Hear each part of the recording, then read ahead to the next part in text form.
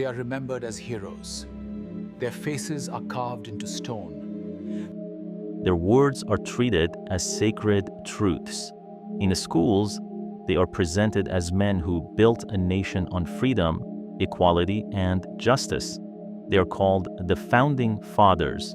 But history is rarely that simple. Behind the familiar portraits, behind the polished stories passed down for generations, there are uncomfortable truths, facts that were softened, ignored, or quietly pushed aside.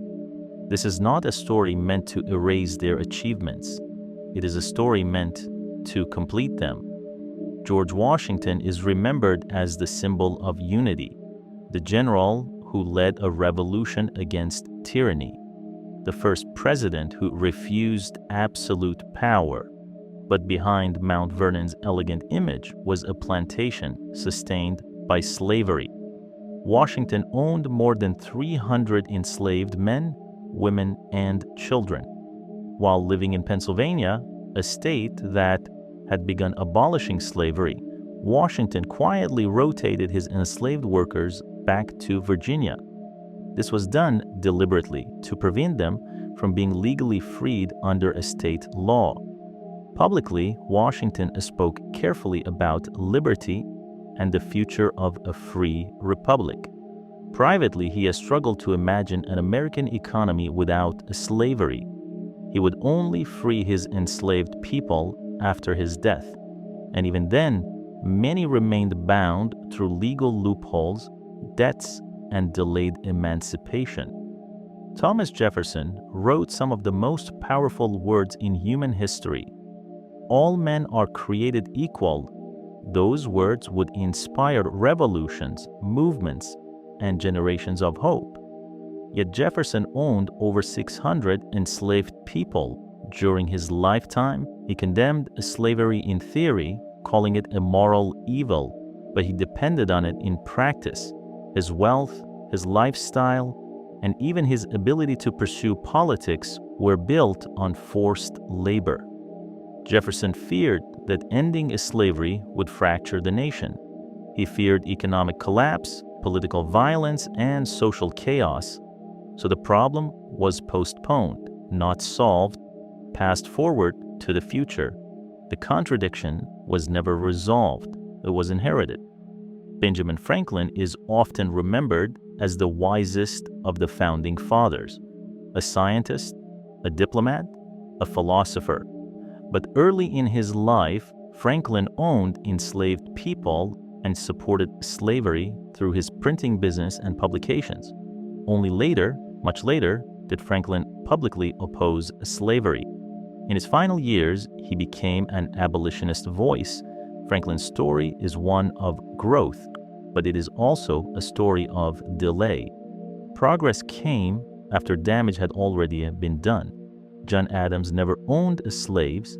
He opposed the institution openly and consistently. But when his wife Abigail urged him to remember the ladies, to consider women in the new laws, Adams dismissed the idea. He believed that expanding political rights to women would threaten a social order. Equality, in his view, still had limits. When the Constitution was written, it did not create equality for all. Voting rights were reserved for white, land-owning men. Women were excluded entirely. Native Americans were ignored. Enslaved people were counted, but only as fractions for representation and taxation. The system protected freedom, but selectively. Liberty was promised, but not equally distributed.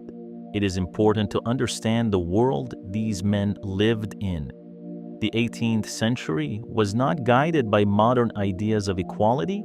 Slavery was legal. Inequality was normalized. Power belonged to a small elite. Many of the Founding Fathers believed they were creating a framework, not a finished nation. They assumed future generations would correct what they could not.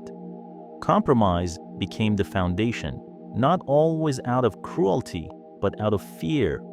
Fear of losing unity, fear of economic collapse, feared that the fragile republic would not survive radical change.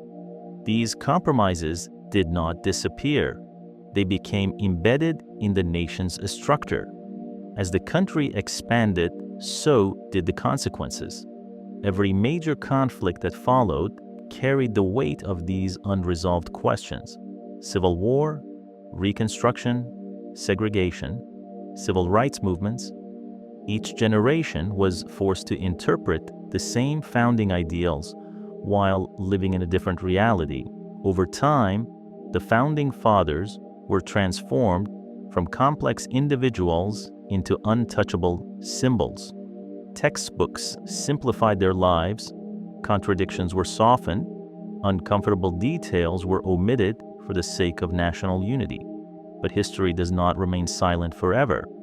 As letters were uncovered, as archives were studied, and as silenced voices were finally heard, a fuller story emerged, not to destroy the nation's foundation, but to understand it. Because myths can inspire pride, but only truth can build maturity. The founding fathers did not finish the work, they began it, and the responsibility to confront their contradictions was never meant to belong to one generation alone.